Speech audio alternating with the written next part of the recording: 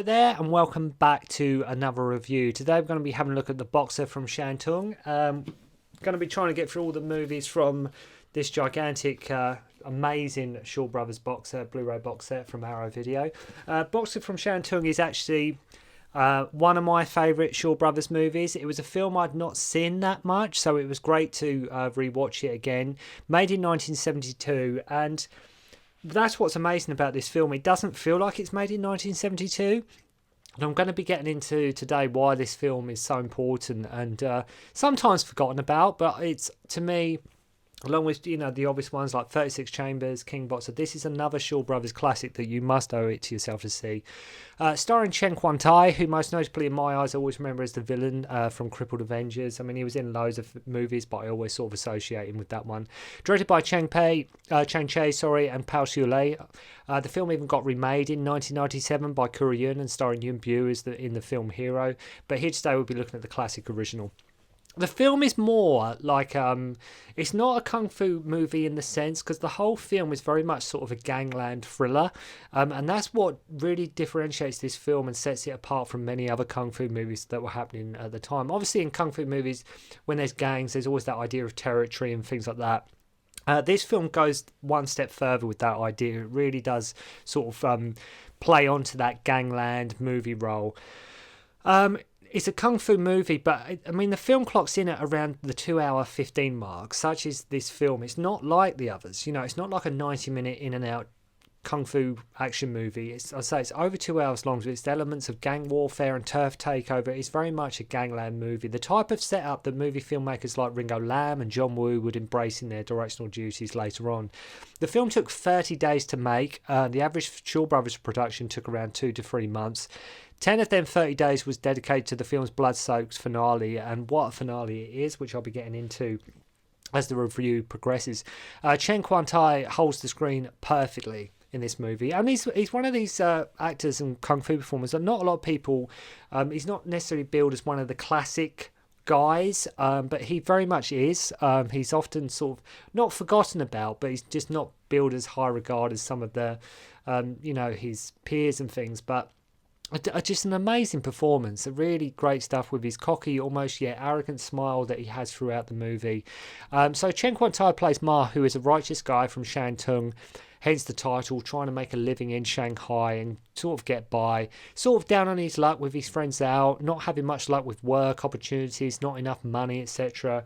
The usual thing, wants his life to be better, not really going anywhere, but he has this arrogance about him. He will take any opportunity. He's thinking always 2, maybe 3 moves ahead. You can tell he is. He has this look on his face and this almost determination. He is not beaten. He is not going to let the world and his lifestyle, even when he's at the lowest moment, he is not going to let that get him down. He is very determined.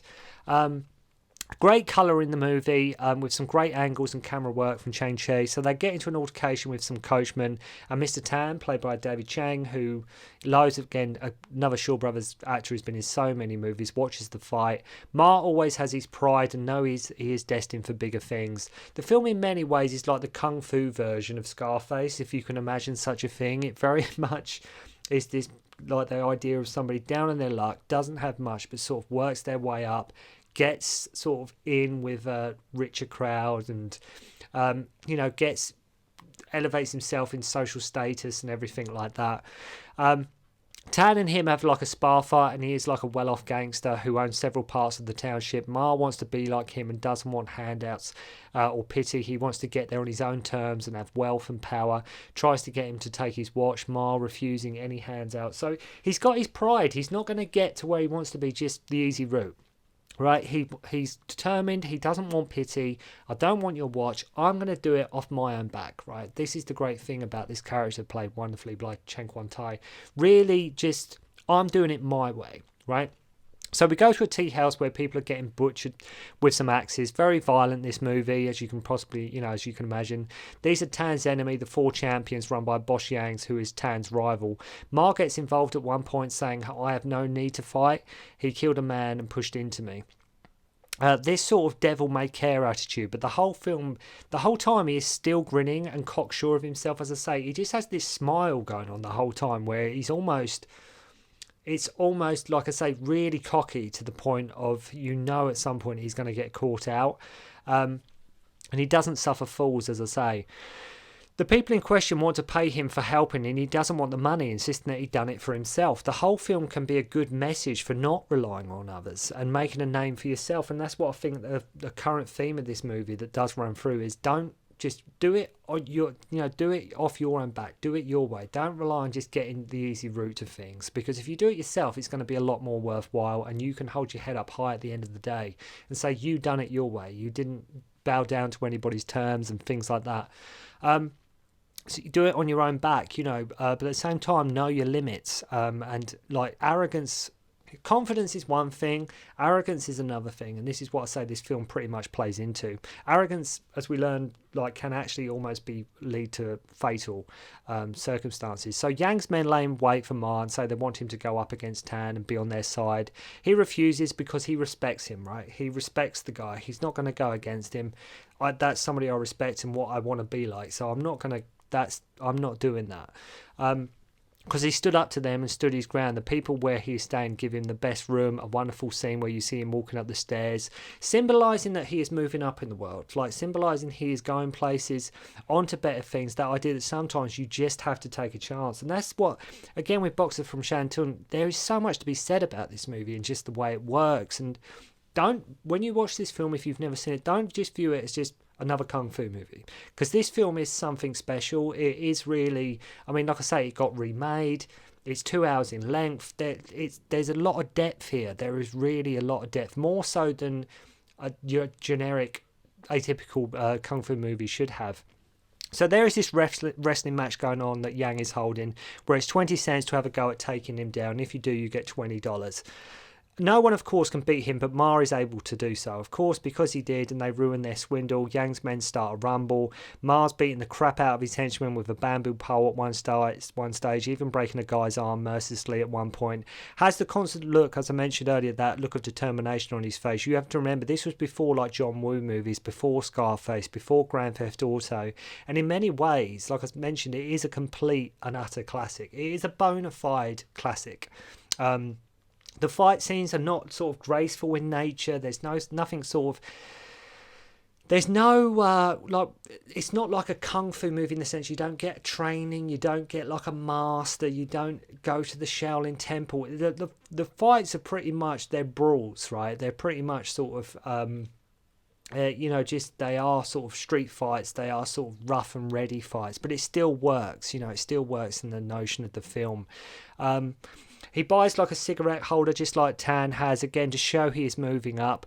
And I can't underestimate the performance by Chen Kuan-tai. I really cannot state that enough. I know I've mentioned it a few times already. But it's a powerhouse performance. It really is. He really does do an amazing job in this movie. So people start to call him Boss Ma, gets money and now owns the territory around the tea house as he kicked the 4 champions out. Miss Jin, the female interest, doesn't want to sing as she sees the change in him and the path he is following.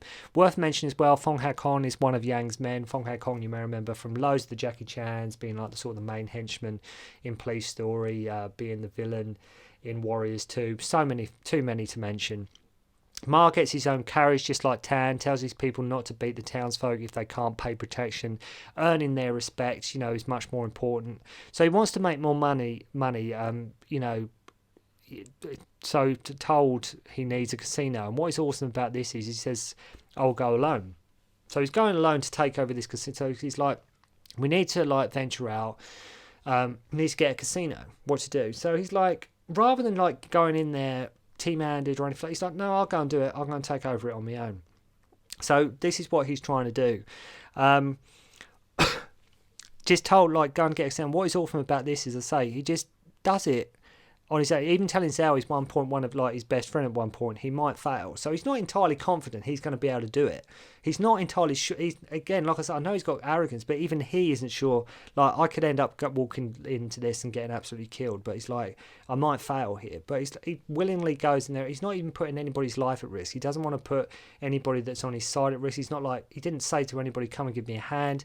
He happily goes there on his own. So again, the idea that sometimes you just need to go for it, and if you don't, if you don't try, you don't get. This is what this film is about. Sometimes it is about just taking that chance, taking that gamble. Yeah, like, he's obviously scared. The idea is he's going into this casino. He's obviously scared. He doesn't know what's going to happen, but he's like, I'm doing it because if I can get through this and it works, it's going to be worth it. I'm going to get more status. I'm going to move up in the world. I'm going to get more respect. I'm going to move forward. No paperwork or contract. Basically, all you got to do in this movie is just beat the owners up. Right, so to take over a casino in this world, in this movie, as long as you can beat the owners up, then the casino's yours. So that's keeps things simple, I suppose. Cuts down on the paperwork and the contracts and things like that. What is interesting, when he gets to the casino, you think, oh, this will be the next action set piece, but the boss says, let's fight outside. So you think there's going to be a big scuffle in the casino, but they actually move the fight outside, which, if it had been somebody like, later on Jackie Chan or someone hung behind the character, it'd been the fight in the casino, like more props and furniture and things they could use to sort of strut their stuff. But here they moved the fight outside, but I was a bit, thought we was going to have like a showdown in the casino. There's a great quote I love from this film where they say to him, like, you walked in here, but you're going to be carried out. It's like, and it's just great because you're really rooting for him. You really want him to just see how far he can go, and like I say, that cocky arrogance that he has. So after the fight, Yang tells his men to withdraw. He wants Tan to believe he is losing power. So Tan has like an open deal that they ambush and they kill Tan. He gets stabbed and so do his men. Even David Chang is perfectly cast in this as the good guy. He's still a gangster, but he's very much sort of a gangster that's sort of good in a sense. He's not evil, if you know what I mean. He is very much sort of he's just not evil. He's not a villain as such, as it were. He's not a bad guy. Amazing scene after the ambush where it all goes quiet, and Tan is just bleeding to death on a lonely road. And if you watch that scene, if you do watch this movie, or if you've seen this movie, it's interesting, that scene, because there's no music at all on this scene where he's sort of bleeding out. He's just on this lonely road, and there's no music at all. There is just realising that he's been sold out by one of his own men. David Chang as well, another way, he's always smiling. He's always, and it just comes through. But that scene is almost eerie in a way, because I say he's just sort of left there to sort of die. Ma goes to find him after a night on the drink, celebrating his casino victory, and can't believe Tan's death, as this was the person sort of he inspired to be. This was the person that showed him what life could be like, what I could shoot for, what I could eventually become. So he can't believe it, right? He's absolutely distraught. Yang's men celebrate as they have killed their rival. Most of Tan's men go to work for Ma. Yang wants to meet Ma, who wants revenge. He tells Elle to leave as he knows this could be the end. Look at his empire around him, and he has control all over. Great set again at the end here inside the pavilion. Funny how Yang's men at one point say they will pay him for the damages if a fight breaks out, yet Yang promises they won't damage anything. Little things like that. Yang's men disguise themselves as workers and staff. Another ambush here, just like they did with Tan. This end fight is not to be understated, though. It's really not to be understated, and it's probably one of the most beautifully directed, blood-soaked kung fu finales that you will ever see. It's not short, and it's not subtle. It's long, it's violent, and it's worth watching the film just for the ending alone. It's just, you just know, like I say, when that guy says, look, we're not going to break anything. Like, if we do, though, we'll pay for the damages. So you know something's going to happen. You know that a fight is looming. But I can't underestimate this film. I can't underestimate the ending in particular. It is a really amazing finale to the movie. It's probably, I'd say, one of the most beautifully directed, violent finales you will ever see. Great camera work, lots of close-up, nice and tight. Even at one point, going first person as well, like sometimes they did in some of the Bruce Lee movies, when he's sort of kicking the camera. They go first person here as well. Ma gets an axe in the gut, and you think, okay, that's the end, but he just keeps going. He gets an axe right in his gut. But this guy, he's pure will and determination. He just keeps going. He doesn't want to just leave it there. Like, he's still got stuff to do. He wants to finish what he started. a real sense of brutality and up against all odds here. Very clever the way the axe stays in, and it looks real. It really does look real, and there's some great sort of effects here. And again, no music at all. Just adds to the realism. Even killing Xiang, sort of Yang's man with said same axe as well. You also recognise one of the villains in this movie from Fist of Fury. I won't say which one, but if you watch the film, you'll know the guy I mean. I love him climbing the stairs to get to Yang, even though he is totally and utterly exhausted and near death. He just keeps on trying to climb these stairs and he just can't. You're really rooting for him because you almost just want him to stop. Like, come on, this isn't worth it.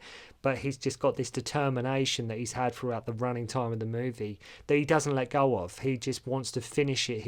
And he is absolutely beaten, right? He is... floorboards, tables, columns, banisters, etc. are all destroyed. I mean, this isn't just your usual sort of tea house rumble kind of thing. Everything gets absolutely smashed to pieces. And it's no wonder, like I said earlier, where they took so many days just to shoot the finale, because it's incredible. It is absolutely incredible, just with the sets and what gets destroyed and the destruction and the sheer brutality of it all. Just absolutely fantastic. But it's just absolutely amazing. So, let's say, when he's trying to climb the stairs and he's near death, place gets absolutely smashed. He tries again to keep ascending the stairs, crawling even to take Yang out, and he just can't do it. He just cannot get there. Like I say, you're really rooting for him. So what he does is he breaks the column that is holding the floor up and brings Yang crashing down to him, which was like, of course, just can't get up there, bring him down to you. Just genius, absolutely genius. Then he buries a hatchet in Yang's throat, and after the kill he just starts laughing and grinning, like I say, that cocky, arrogant smile that he's had throughout. But it's not cocky, it's not arrogant, but it's almost, like I say, you can look at it as just a determination that Chen Kuan-tai's character has. And then one of Yang's henchmen, who was lying in wait, axes him from behind as he keeps laughing, basically as his crew rush in. And the film ends with Xiao and Jin getting on the train. Whole film, like I say, is more like a gangland thriller. But it's that ending, I'd say, I won't talk about it anymore, but it's a really tragic ending to the movie with what happens. And in like I say, in many ways, it's sort of like a gangland kung fu action tragedy, if you can imagine such a thing. I just say, please do not underestimate this movie. I know I keep using that word a lot, but this is such a classic, and it's very... Watching it again recently, actually, thanks to that box set, 'cause I'd seen it before, but watching it again, it's actually become one of my favourites again. It's because I hadn't seen it for ages. I'd not seen it for years. So to watch it again and I watched it all the way through, cranked the sound up and everything, and I was gone. I was totally gone. And this is, like I say, this isn't very many ways an epic kung fu movie, but for 1972 no less. But if you've never seen Boxer from Shantung, please go and check it out, because it's easily one of my favourite Shaw Brothers movies, and it's definitely a fantastic performance from Chen Kuan-tai. Great story, just great action, and like with many films from the Shaw era and the Shaw studio, worth watching just for the ending alone. So please go and check it out. Thank you very much indeed for watching, and I'll see you again soon.